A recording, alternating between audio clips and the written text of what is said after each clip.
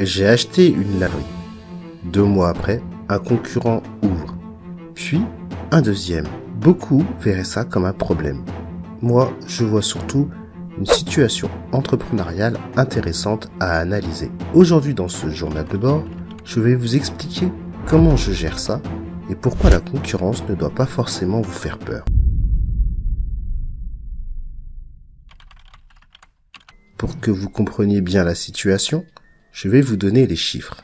Ma laverie se trouve dans une ville d'environ 16 000 habitants. Quand j'ai acheté, il y avait déjà 2 laveries. À côté de ça, il y avait aussi plusieurs laveries sur les parkings des supermarchés dans un rayon de 5 à 10 km.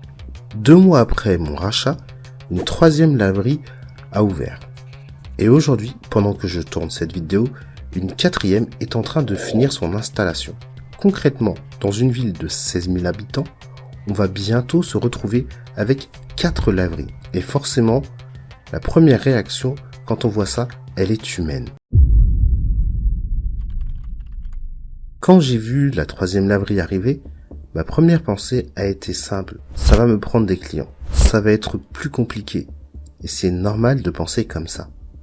Quand on investit, on met de l'argent. Quand on s'engage sur plusieurs années, la concurrence fait peur. Mais très vite, le côté entrepreneur reprend le dessus. Et le côté entrepreneur, lui, réfléchit différemment. Il ne voit pas seulement une menace, il regarde le marché, les emplacements, les stratégies, les opportunités. Et surtout, il comprend une chose importante.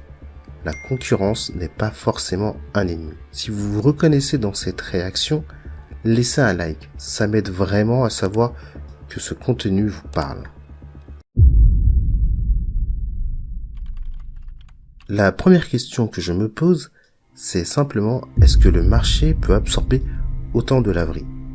Les chiffres qu'on retrouve souvent dans le métier disent qu'à partir de 10 000 habitants, on peut avoir 1 à 2 laveries viables. Là, on va avoir 4 sans compter les laveries de supermarchés autour.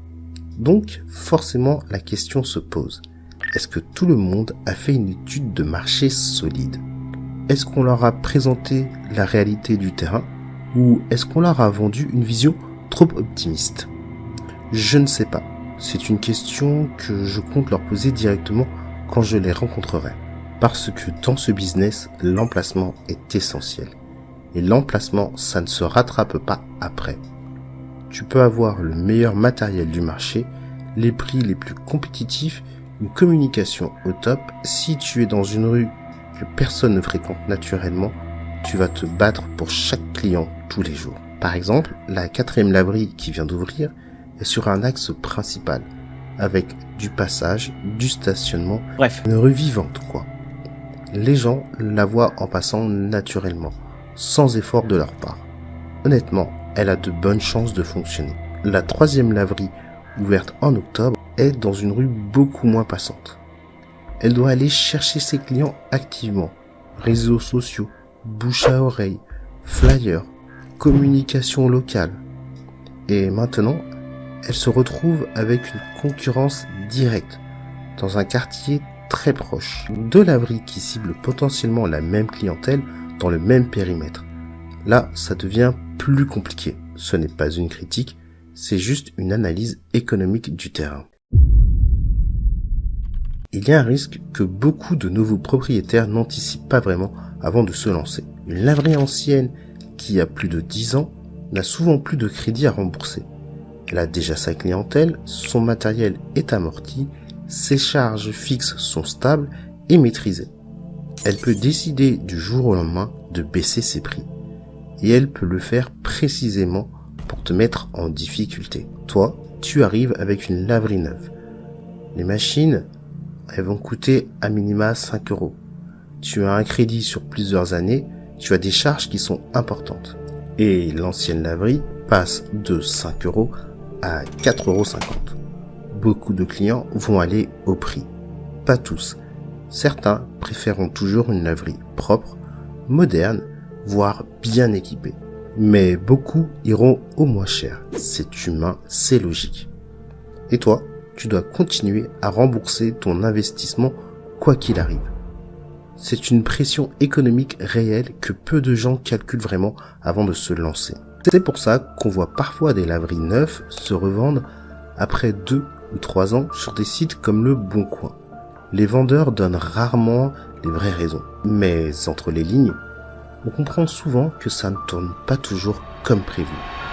Ce n'est pas forcément une mauvaise gestion, c'est souvent une pression économique mal anticipée et parfois une réalité du métier qu'on n'avait pas vu venir. Parce que la laverie, c'est loin d'être aussi passif qu'on le croit. J'en parle en détail dans une autre vidéo. Je vous mets le lien en description. Est-ce que vous aviez pensé à ce risque-là avant de vous lancer? Dites-le moi en commentaire, je lis tout. Et c'est là que ma vision change complètement. Au lieu de voir des nouveaux propriétaires comme des concurrents, je préfère les voir comme des acteurs du même marché. Des gens qui vivent la même réalité que moi.